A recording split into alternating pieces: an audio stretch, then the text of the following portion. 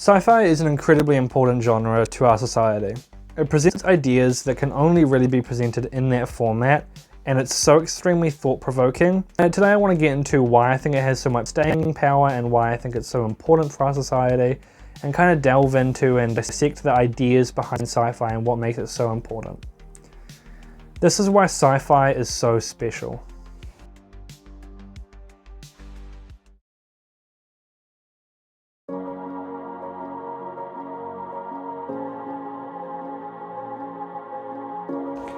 There's three consistent ideas and themes that I see a lot in sci-fi, and those themes consist of dystopia, freedom, and expression and creativity. Sci-fi will often use dystopian societies as a narrative tool, very, very often, to tell stories that are very intimately human. And I think the most important thing about sci-fi and like dystopia is that it almost has a form of jester's privilege, where it's able to criticize the systems that we currently live in through the lens of a different story without being labeled some sort of propaganda against any form of government or economic system, capitalism. Like it's able to present these ideas in a way that is digestible and a very thorough metaphor without seeming too extreme or like ridiculous. And I think that's really important. Sci-fi also very frequently gets into the idea of freedom and freedom of expression in a greater sense as well, especially with dystopia. That's kind of the through line through all of these, is how dystopian societies affect our freedom of expression. That's the through line. But expression of freedom a lot of the time is brought up in dystopian and sci-fi movies as a way to kind of debate how much freedom humans need and how much we fight for it as well. I mean, movies like The Matrix are a really good example in the sense that there's kind of an A plot and a B plot going on in terms of freedom. I mean, the A plot is very much like the fight against the robots and everything, the fight against the Matrix. That's very much the A plot, but then there's a more subtle but not very subtle, determinism thing going on there of like, well, do humans actually really have free will? I mean, without the Matrix, do we even have free will? Like, what's the point of fighting the system if at the end of the day we are determined to make decisions anyway? I don't know. It's an interesting idea. And I think that kind of leads well into the idea of expression. I think a lot of dystopian societies kind of like are a bit oppressive when it comes to freedom and expression.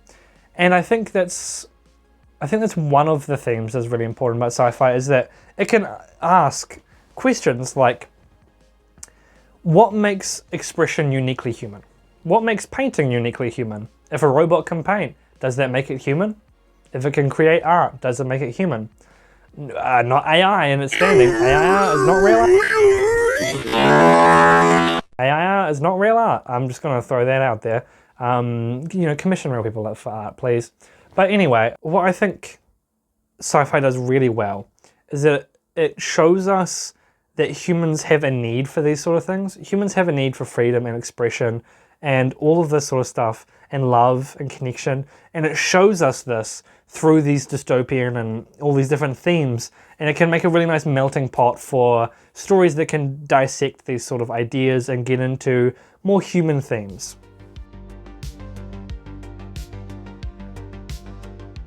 Sci-fi has a lot of really beautiful visual spaces and kind of tropes almost. I think one of the things that I pick up on the most in sci-fi is that there'll frequently be very large empty spaces with one character in it. I mean, Blade Runner, that happens in Cyberpunk a lot in a weird way. And I think it can be used to reflect our disconnect from nature in a lot of ways. You know, we have these super big metropolitan cities that are filled with people, and all this is going on. There's these lights and everything. But then when you go outside the city, we get a reflection of how we got to that city. How we got to that huge, bustling metropolitan city, and it's from exploiting the resources that our land gives us. And I think that's one of the things that is really important, is that when you look at these visual spaces, when you look at them, they seem very lonely. I think it reflects our disconnect from nature if we keep going down the sort of path that we're on now. If we keep favoring our own technological growth over nature, we are disconnecting ourselves from a very part of ourselves. Nature and the world is intimately and very intrinsically woven into the fiber of our being and who we are and the way that we need to live as humans. And when we exploit nature for that and we disconnect ourselves from nature, we disconnect ourselves from ourselves. And all we're left with is this lonely visual space of us standing alone in a desert full of nothing, while all we have to show for it is a big city full of people who are lonely. Speaking of the city acts as a very, very good, sharp contrast to this. The city is bustling. Cities in sci-fi are usually very densely populated and bustling and packed with all these fluorescent lights and advertisements, kind of reflecting how we are now, actually. But I think it acts as a very stark contrast to the lonely, empty spaces that we see out on far planets, or these isolated, scary, lonely vibes that we get from these sort of visual spaces. It contrasts so sharply to the city that I think it shows, even when you're in a city filled with people, filled with bright lights and advertisements and everything, you can still feel lonely. And that the world that we've exploited, while you can ignore it and not look at it, you can look away from it and you can look at the city, you can distract yourself while you're there. That's not going to make you happy, and it's not going to make you feel connected, because we've intrinsically removed one part of ourselves from our exploitation of nature, which shows up a lot in dystopia and shows up a lot in these sort of visual spaces, and I really like that. While we're on the theme of visuals and sci-fi, I want to kind of comment on retrofuturism. I think retrofuturism as a style and an aesthetic is really, really cool. I love all that 60s stuff of like the space rangers with the glass bubble heads and the jumpsuits and like the little ray guns with all the rings around them and everything. That sort of stuff is so sick, some real Mars Attack shit. I love stuff like that. I think it's so cool. I think it stands the test of time in a really weird way. And I think something that's important to comment on is that those sort of visual styles are a great reflection of how we thought the future was going to go, and how, we thought that this future would be so technologically advanced, and that we'd have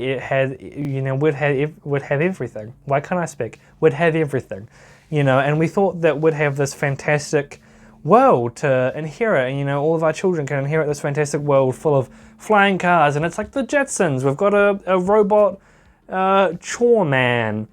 But modern sci-fi is so much more like sad. It's so much more dreary. Old sci-fi, like it's just like the Jetsons. Oh gee willikers, oh boy. And then like contrasted to modern sci-fi where it's like, yeah, the robot stole my job, and then I had to sell my kidney, and I'm doing like 50 fentanyl crack that's actually called like a mega dry ice, and it's this little red rock shard that I grind up and snort up my nose, and it makes me all fucking loopy and angry. Yeah, I have to do that now to deal with the guilt of losing my job and not being able to pay for my family. Now they're living homeless on the streets, and we're in this big city and we can't do anything about it because we can't leave the city because where is there to go? That's kind of modern sci-fi, and it's just a slightly darker reality. I mean, modern sci-fi is just very similar to our current reality. What I just described is very, very similar to what we have now. I think it's very telling, the difference and the vast disconnect between what we thought the future would be and what it is. Also, speaking of like retro sci-fi, if you go back a little bit to H.R. Geiger's or H.E. Geiger's Alien designs, I think those are really cool. And I think this is kind of veering off from sci-fi into like a bit of a subgenre of, I guess, cosmic horror or body horror. But I think biomechanics and like organic mechanical materials and substances, it's super alien sort of stuff. And I'm not talking like Alien the movie, I'm talking generally as an alien idea. I think it's super cool. And I think it's very creative, like showing that like humans can have this like, like other life forms can have this like different way of constructing their societies. Like, maybe the building is literally alive. What if the building is alive, guys? What if it's all biomechanical? Sort of like Scorn. And I think stuff like that is really cool visually. I think it stands out super well visually. And I think it's something that's so unique, so extremely unique to sci-fi that I just really love. And sci-fi has so many creative and strange and just absolutely original visual things going on that I just really, I can't speak highly enough of it for that. You look lonely. I can fix that. I think this is really like the real value of sci-fi. If you couldn't tell from earlier on in the video, I speak very highly of how sci-fi interacts with humanity, and I think this is the real value here, is that sci-fi is able to tell stories that are set years in the future, in galaxies far, far away, if you will, but still make us feel for the characters. Even if they look different, even if they're aliens, you can still feel for the characters, and you can still feel these emotions. And I think that's a great gift that sci-fi has. Even in movies like The Matrix, where it's this insane circumstance that, it would be really hard to think of us realistically being in, it's so truly at its core a human story. It's a story about whether or not we're ever truly free, and how do we find love in a place that's almost devoid of humanity, and how do we move on for the future. Is it better to live in a lie if that lie is a good one? It asks really uniquely human questions in a very strange story and context. Sci-fi is a crucial tool to display concepts about humanity and display concepts about like us and love and the human experience. And it is a testament to the importance of these ideas that even in these grand, extremely different contexts than what we're used to in our normal life, we can still feel these emotions for these characters. And I think it's a real testament to how strong built-in that is in us, that these sort of emotions and themes will always ring true if they're written well, even if they're in a context that we could not even dream of. Sci-fi challenges us to question what it means to be human, and reminds us that no matter how far forward we move technologically or materialistically or literally, we cannot separate ourselves from the need for expression and connection and love and freedom and all of these things that make us the most human. Like I commented on earlier, sci-fi will often remove us from nature. I think it's a really important narrative tool that is used to show how stuff like commercializing and commodifying things like love and connection through apps like Tinder, or completely taking away real art with AI art, or creating robots that we're not ready to take responsibility of we're not actually ready as a society to take responsibility for if these robots become sentient. And I think stuff like that is really important, and it's something that sci-fi gets to show us so freely. I think that's one of the most important things that is addressed in Detroit Become Human, is we're not, as it stands, we're not able to decide unanimously as a world that food is a human right. How are we supposed to take responsibility if we create truly sentient life with robots? How are we actually realistically expected to take responsibility for that? Because that there would be political parties that would say, oh, these robots, they don't actually experience real feelings. They're not real, they're lying to us, But if their existence was true and their sentience was real, imagine that, how horrifying that is. That we've created this new life and that we're now refusing to take responsibility for it on the belief that we couldn't be so good as to create new life. It's really concerning. And sci-fi gets to pose questions like that I think are so extremely important, but would not be able to be discussed in any other context. Sci-fi can ask questions like what it means to be human. What it means, if a robot is able to replicate art that we make, does that make it human? I mean, not like AI now, but because that's not fucking art, that's for sure. But if a robot was able to create up original art that it made on its own without reference images, does that make it human? Does that make it capable of higher thought? That's a really important question. And again, sci-fi as a genre is able to delve into these questions so freely and without boundaries or restrictions. And I think that makes it such an important genre. And I think it's really important that questions like these get raised and get asked, because I think it's very crucial at this time in our society. Sorry, I'm getting over being sick. My nose is a bit naily. I think it's really crucial at this time in our society that we are able to have these discussions freely, because the more and more we evolve technologically, we need to start having some very, very big ethical conversations and stop letting it happen in the boardrooms of CEOs and executives that are just absolutely railroading us and deciding, well, if we make AI, we won't need to pay artists. Stuff like that is really concerning, and I think sci-fi is really important for that very reason.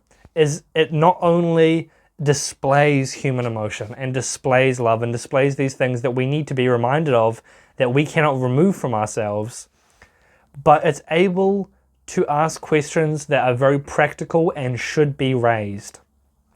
And I think because of all of these reasons, sci-fi is an extremely special and important genre, and I think we need to cultivate more good sci-fi media. There's already a lot, but I wish there was more. I feel like I cooked on that one. Chat, did I cook? Leave in the comment section below if I cooked. I feel like I cooked on this one. But yeah, I think that's kind of all the thoughts I have. I went in with a rough idea of what I wanted to talk about, and this came out. So if you liked it, please, feel free to like and subscribe. I'm totally shilling at this point. I'm 100% shilling. Please like and subscribe. Smash that button. Explosions. Hell yeah. Something. Put a shark on screen. Trallallero, trallallà. Thank you for watching. I'll see you guys in the next one. Bye-bye.